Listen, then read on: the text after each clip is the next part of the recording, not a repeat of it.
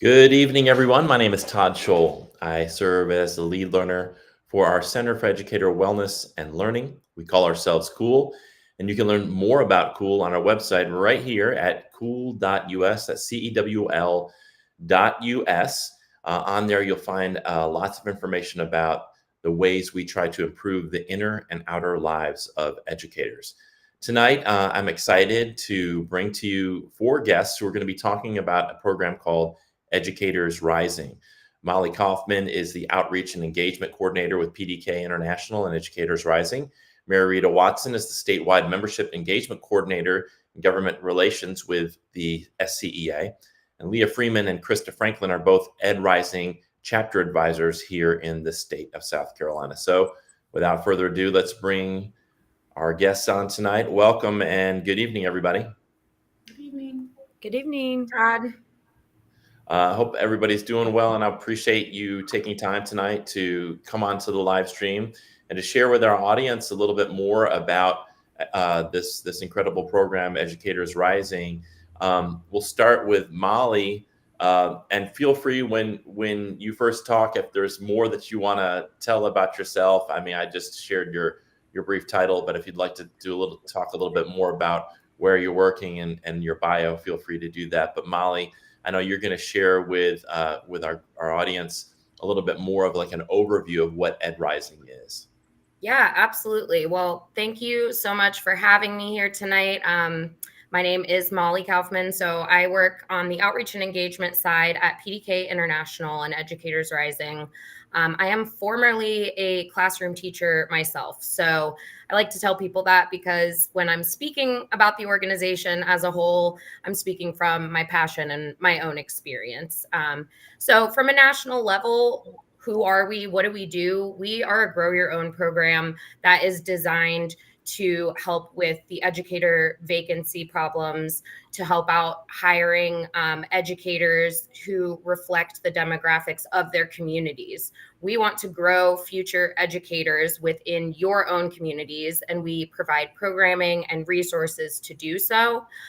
So the way that we look at it, there's two options. You can start a chapter with us. That website at the bottom right there is going to give you a ton of information on how to start a chapter, which can be used as an extracurricular or a co-curricular program through CTE, so Career Technical Education.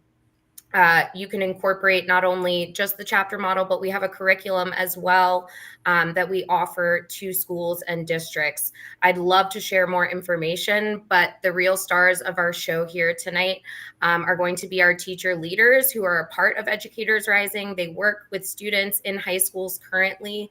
And they have wonderful models here, in the state of South Carolina. So I really would love to just let them kind of speak to their experience. And like I said, if you guys want to check out the website, there's tons of information on there and ways to contact us at the national level to learn more about what we do for students. Thank you so much, Molly. MaryRita, would you like to kind of talk about what's going on here in the state of South Carolina, and then we can do exactly what Molly said and let Leigh Ann and Christa talk about what Ed Rising looks like here in South Carolina. Sure. I'm again, my name is MaryRita Watson. I am a retired educator from Dorchester District 2. I recently started working at the SCEA as a staff member, and one of my jobs, I'm so happy, is to be part of Ed Rising and try to get that funnel of students from high school into college and then into the classroom. And so what I do at the SCEA is I support those teachers who have programming going on in their schools. Currently, we are throughout the state of South Carolina. We have about 10 different programs that are going on in our state, and there were about 100 students that were involved last year. We have the students run it. It's student driven, and then we as the adults are just there to support them and give them ideas for things that they might want to include in the programming. And the teachers will explain a little bit more about how that works within the school. But at my level, another thing that we do is we host 2 conferences each year. One is November 18th this year, and it's going to be at Allen University. And the second one we hope is a spring conference. We hope to have that one at the University of South Carolina the week that they're on spring break, which is sometime from March 8th through March 15th. So we are excited. We have a student president, and then there are 4 vice presidents, one for each of the regions of our state, and then a secretary as well. So the students really do drive the program, and they all have this goal of possibly getting into teaching, but it doesn't mean that because you're involved with Ed Rising that you have to get involved. So I am going to pass it on to the 2 rock stars. Really, I'm not. Leigh, why don't we start with you and talk to us a little bit about what Ed Rising looks like in your school. All right. Hey, guys, I'm Leigh Freeman. I'm from Rock Hill, South Carolina. I work at the Applied Technology Center for our school district. We have 3 high schools that come to us. So we have a huge population. But my courses I teach there are Intro to Teaching 1 and 2. And our classes are full so that we have good outlook on teachers coming into the field, I hope, with some great kids. So I piloted the program years ago when the curriculum came out, so I've been doing this a while. Educators Rising is my extracurricular program, so my kids meet after school, but my students lead the organization. I have a president, Gabriel Sheehan. He is also our state president, which is wonderful, and he really heads up our program and plans our meetings. As an extracurricular program, like I said, we meet after school. So various meetings, we're doing a pumpkin carving contest against FFA and HOSA. So some fun things too, but also some community service. Like we created a comfort closet at our school last year. And we plan to do some more of the extracurricular community service, volunteer work as well. But we also prepare our students for competition within the education field that relates to the Ed Rising Nationals. So we hope to have a lot of competitors this year. We are going to Columbia on November 18th. I'm hoping to bring about 15 students. And they are very excited. We should be able to have some colleges come and do a college fair. So those students, they are looking forward to hopefully meeting with colleges that have education programs and getting that ball rolling, and then competing in their Ed Rising categories in the spring conference, and then hopefully qualify to go to nationals. They have really enjoyed nationals in the past. And I think this year is going to be a bigger group than ever. But yeah, that's what we kind of do. If y'all have any other questions, feel free to reach out to me. All right, Christa. So I believe you're in Aiken, correct? Correct. Christa. Yes, So I tell am us, the early childhood education instructor at Aiken High School. And tell us what it looks like, what Ed Rising looks like in your area. All right, so I am new relatively compared to Leigh Ann. I've only been doing this. This is my 3rd year. And we are mainly extracurricular. We're not using the Educator Rising curriculum, though I do some of the projects that can be competition as some of my assignments in my class. Like my students have to write lesson plans as part of their curriculum. And so I use the rubrics and things from Ed Rising to help support that. And my kids go to a practicum where they are working in an elementary school classroom. And so if we're going to go for a competition on lesson planning, then they can use those students as their class that is videotaped when they do that project and competition. We also do bulletin boards and things like that as part of our competitions or projects that could be competitions as well. I do have my meetings during our homeroom time. We have a homeroom club time during the day, so it doesn't have to be after school.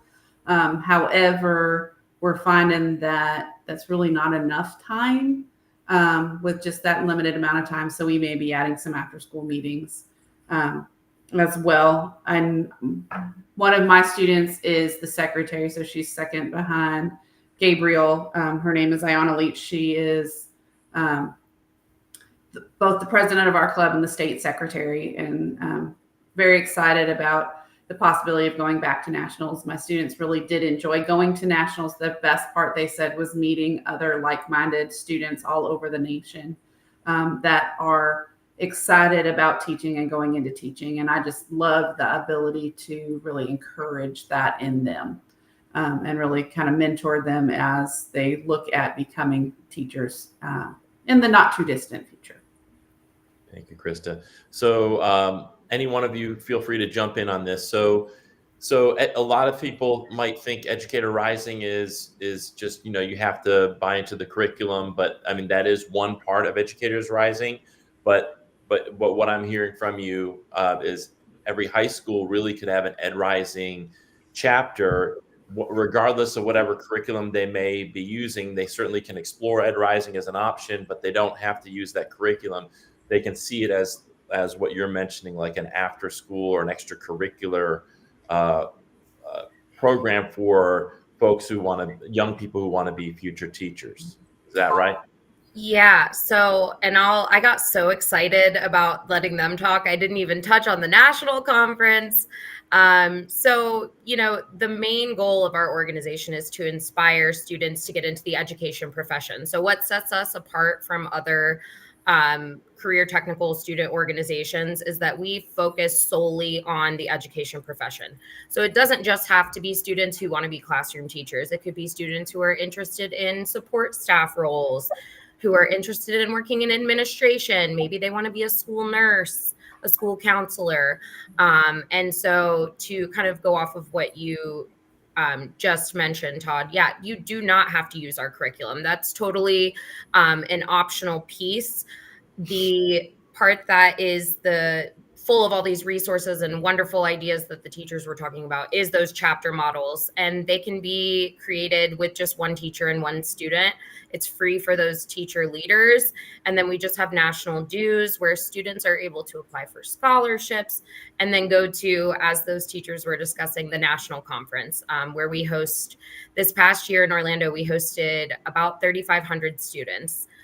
So, like Christa was saying, they get to interact with students from all over the country. I actually got to talk to a lot of students from Alaska. One of them telling me like they had never been in a car before and they're so excited to be here and meet all these other students. And so, yeah, it really brings students and teachers together. So it's similar to FFA for future farmers or FBLA for folks who want to go into business. This is something specifically for folks who want to go into education, not just classroom teachers, but anybody who wants to work in a school. This is a place they can go to explore that some more, connect with folks, not just at the state level, but at a national level, like some of these other organizations do. You got it.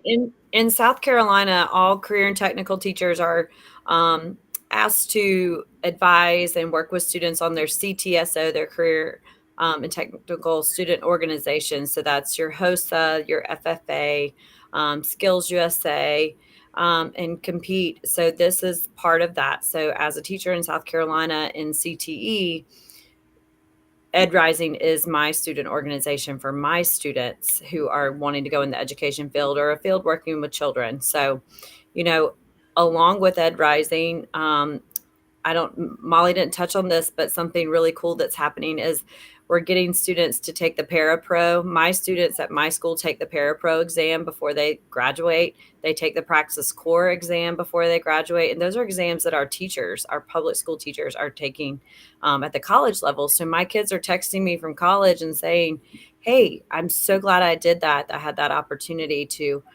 participate in this organization and intro to teaching and get to take those exams early. So I'm not stressing at college about that. So It's really awesome. And I do open my extracurricular club open to anybody who's interested in the education field. They don't have to be in my classes because I just feel like it's so important for us to support the future of the profession. by encouraging them to really, explore what they could do as educators. And I would echo too, the testing is a really great benefit. And I'm looking forward to setting that up to be able to do that a little more easily this year because of some of the connections I've made through Educators Rising. That's awesome. So MaryRita, for folks who may be watching, who they're hearing about this, they're like, I think I'd like to add this at my school. How does the SCEA specifically, how can they support, how does the SCEA support a school, like an administrator or a teacher who wants to take this on and start a chapter at their school?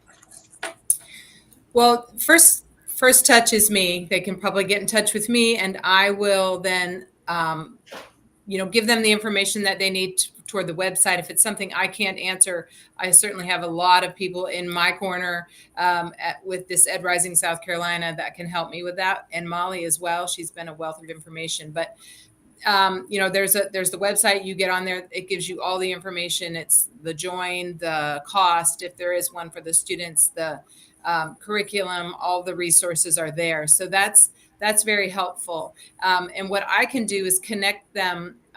We had a teacher this year who is from Sumter, and she'd heard about it, and she contacted, actually, I think she just went through the membership line first to the SCEA, and then they rolled her over to me.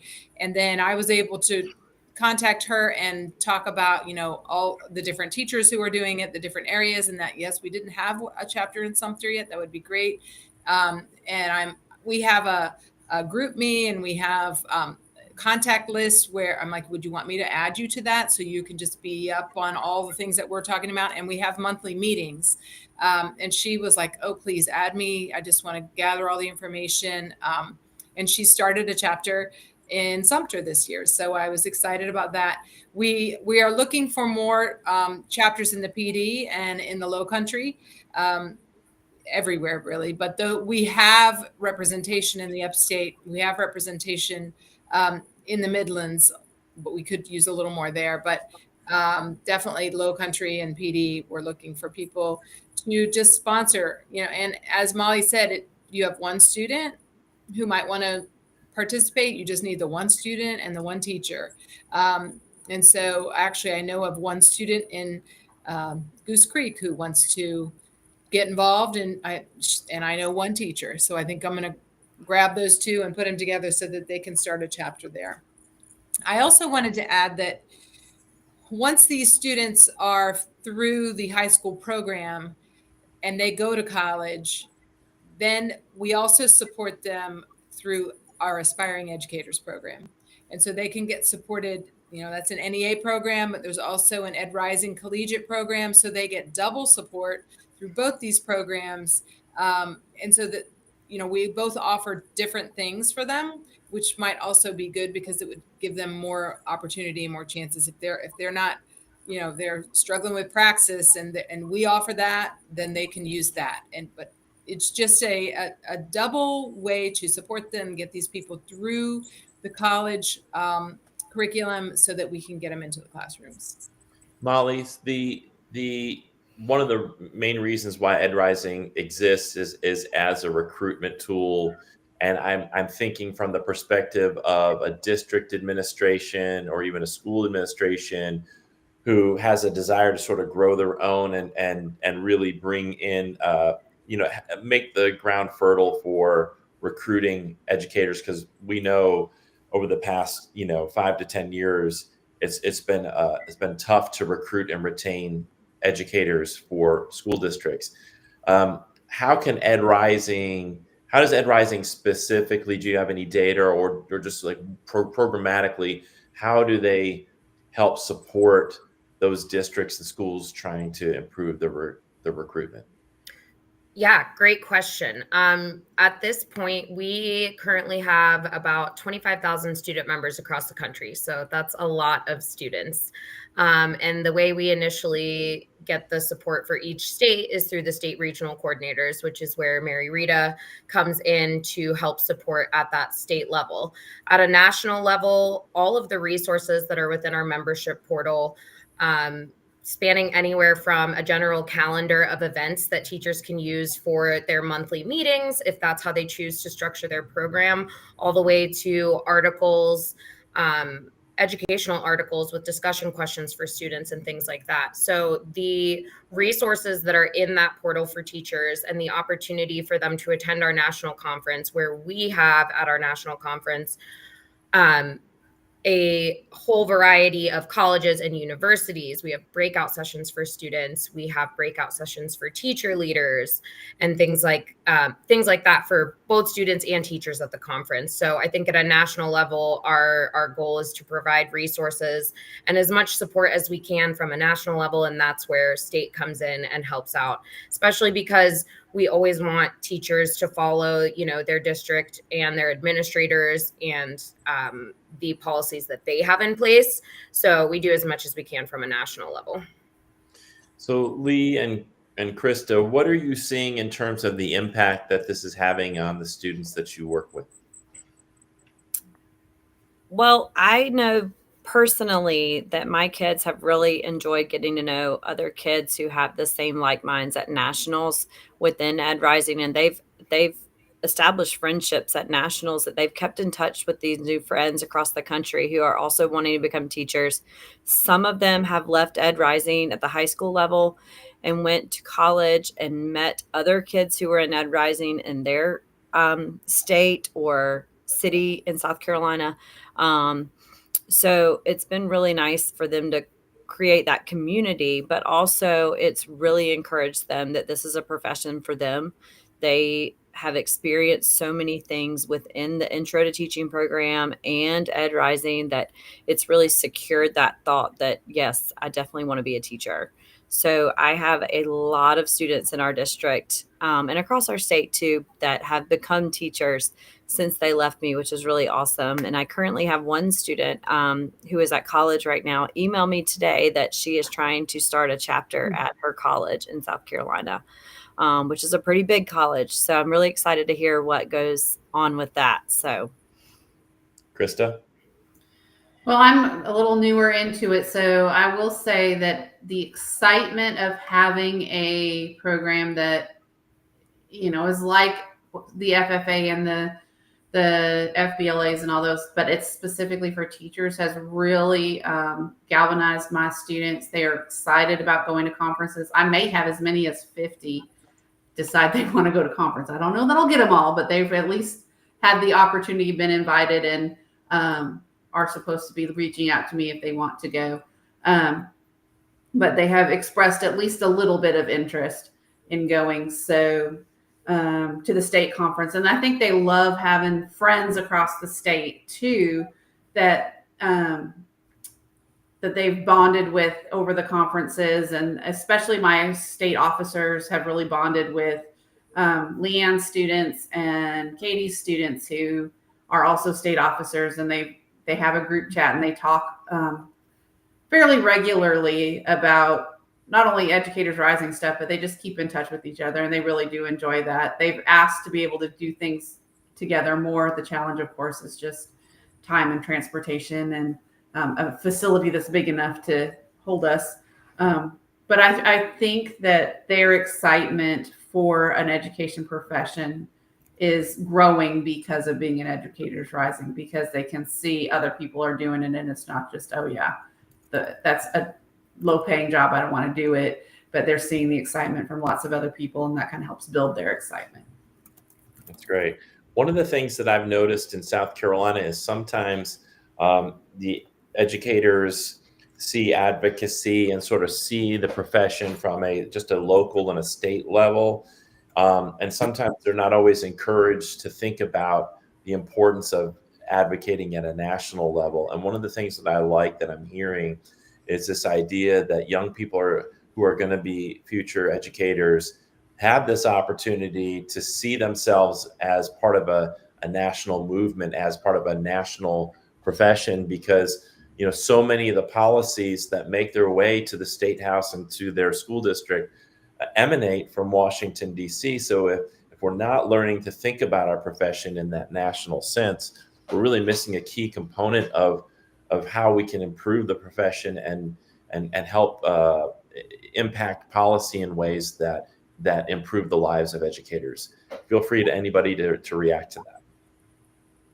Oh, I was going to react to something else. So if someone has to react to that, go right ahead. No, I think our students just hear so much about, the negative things about becoming a teacher. You don't get paid enough, the hours are long. But I think having a community where they feel supported and the positivity that they get from just being part of these programs is just outweighs that negativity they hear. MaryRita, what were you going to say? Well, I was just going to mention a couple of things that, for clarification, I think if there are educators watching who just might be thinking, well, we can't do this in our school because we have another program. And so there is the teacher cadet program. But this could be done in addition to that, because this is, as you can tell, teacher cadet, we know is more college course, and this is more high school course, and it's also club related. So, you could definitely have students who wanted to have a club for Ed Rising and be in teacher cadet. And I also wanted to share that, the SCEA monetarily supports this program. And we wrote it into the budget this year because last year it kind of just happened. It just grew and became this thing. When I first came on, they're like, oh, this is just a small thing. You're not really going to have to do a whole lot with it. And then it was not. It was big from the beginning. And so we didn't have any money last year to support them. And so, the SCEA had funds in a general account that they were able to pull in, but the students also had to pay some, to come and have lunch. And so we were like, it's not the way we do things here. So we, this year, the board voted to put money into a budget for this program. And so I'm really happy that we can now, students can come and we'll pay for their lunch, and we can get them t-shirts and they don't have to pay for them. And so thank you to the SCEA and the NEA for providing that monetary assistance. Thank you. All right, so we are approaching the end of our time, but before we sign off, I wanted to give everybody one opportunity. If there's anything we haven't discussed that you wanted to mention about Educators Rising before we go, please feel free to jump in. I guess I would just piggyback on what MaryRita said, that, teacher cadet, you have to be qualified for dual enrollment. I get a lot of students who don't have the GPA or the drive for dual enrollment, but they want to be teachers. They're just not mature enough yet. And I actually do this year have 5 teacher cadets who are also Educators Rising members. So it is really for everybody. It can be anybody, freshmen through seniors, and they even have middle school levels too that we're looking to expand into as well. Thank you, Christa.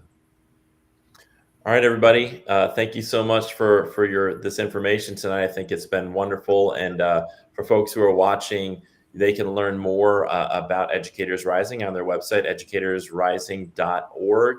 I just want to thank you, Molly, Leigh, Christa, MaryRita, for sharing that information with us tonight. And I'm sure the folks will have questions, and they can reach out to you through the website and MaryRita's emails on the SCEA's website as well. So thanks for your information tonight and your time. Thank you. Thank you. All right, everybody. I'm gonna pull everybody. I'm trying to get you all off. Hold on. Sorry. Give me 1 second. All right, there we are. So thanks so much for tuning in tonight. I hope that information on Educators Rising was helpful to everybody. If you are interested, you can go to the website. You can reach out to MaryRita here in South Carolina at the SCEA, and she'll be more than happy to help get you set up. We have a few things coming up I want to share with you. We have, first of all, Cool Coaching. This is for our induction teachers in South Carolina. Free online one-to-one support. All you have to do is log in every Tuesday and Thursday night, anytime between 6 and 8. So you don't have to log in for the entire 2 hours. You can log in at 7:12 p.m. And all you have to do is go to cool.us/coaching, and you'll get put into a breakout room on Zoom with one of these 3 veteran educators. You can ask them questions. You can get advice, feedback. So this is just a wonderful program. Please make sure that all the induction educators in your school know about this program. Coming up on October 8th, we're going to be talking with Nicholas Nostro about how to write an IEP. On October 22nd, we're going to be talking with an administrator named Matthew Bowerman, and he's going to be talking about trauma-sensitive spaces. And in November, we're going, I think this is November 5th or 6th, I can't remember, whatever the Wednesday is. It's going to be Yoga and SEL for Educators with Alex Del Castillo. And the week after that, I believe this is the 12th or 13th. I don't know why I don't have November in my head, but that Wednesday in November, the 12th or the 13th, Audrey Calianos, who's done a lot of work with us on nutrition, she's going to be talking about something called linguistic neuroplasticity. And the way she described it to me is that when we try to fix our nutrition, if we're not thinking about the narratives that we have going on in our head, the way we talk about our food, the way we talk about our body, the way we judge ourselves, then a lot of times the changes and shifts that we want to change in our eating, they don't stick. So it's important to get the language down right and to help build these new neural pathways so that we actually can create sustainable change with regards to our nutrition. So we hope that you'll tune in to that live stream as well. Again, want to thank our guests tonight, Molly Kauffman, who is the Outreach and Engagement Coordinator with PDK International and Educators Rising, and MaryRita Watson, our statewide Membership Engagement Coordinator, and also does government relations, and Leigh Freeman and Christa Franklin, who are Ed Rising chapter advisors here in South Carolina. Thanks so much to all of them. And thank you for tuning in to this live stream.